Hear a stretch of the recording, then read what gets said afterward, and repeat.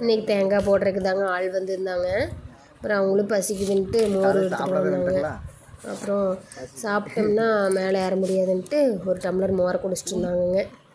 அப்புறம் தேங்காய் இளநீ வெட்டி கொடுத்தாங்க குடிக்கிறதுக்கு. அப்புறம் அதையுமே எடுத்து வச்சுட்டுங்க. அப்புறம் போயிட்டு தேங்காயெல்லாம் போட்டுட்டு இருந்தாங்கங்க. அப்புறம் கண்ணுக்குட்டி எல்லாத்தையும் நல்லா கீழே எடுத்து போட்டுருந்துச்சுங்க. அதுக்கு எடுத்து கொடுத்துட்டுங்க, கையில் கொடுத்துட்டு இருந்தோம். அதை அப்படியே தின்னுட்டு இருந்துச்சுங்க.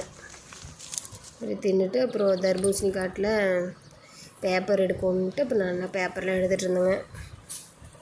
முக்கால்வாசி எடுத்தாச்சுங்க, எனக்கு கால்வாசி தான் இருந்துச்சுங்க. அப்புறம் அதையே எடுத்துகிட்டு இருந்தேனுங்க.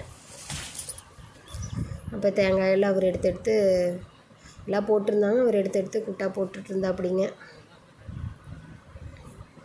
எடுத்து அப்படியே அப்புறம் இவங்களும் தேங்காய் போடுறதுக்கு மரம் ஏறிட்டு இருந்தா அப்படிங்கவங்க.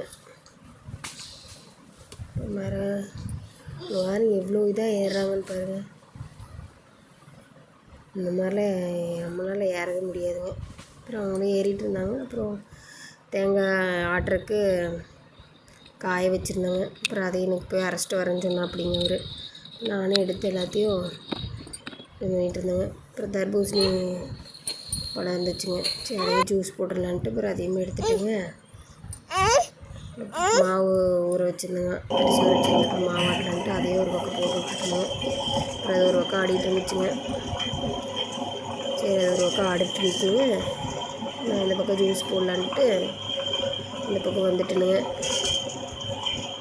அப்புறம் வந்துட்டு ஜூஸ் போடலான்ட்டு அப்புறம் எல்லாத்தையும் தர்பூசணியெல்லாம் பீஸாக கட் பண்ணி ஜூஸ் போட்டாச்சுங்க.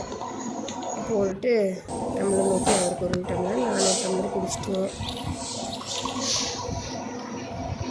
குடிச்சு போட்டு அப்புறம் இன்றைக்கி தேங்காயெல்லாம் எடுக்கிறதுக்கு வண்டி வந்துருந்துச்சுங்க.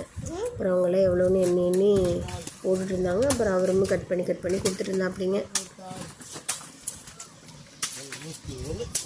அப்புறம் கட் பண்ணி கொடுத்துட்டு அப்புறம் முடிஞ்சுங்க. அவ்வளோதாங்க.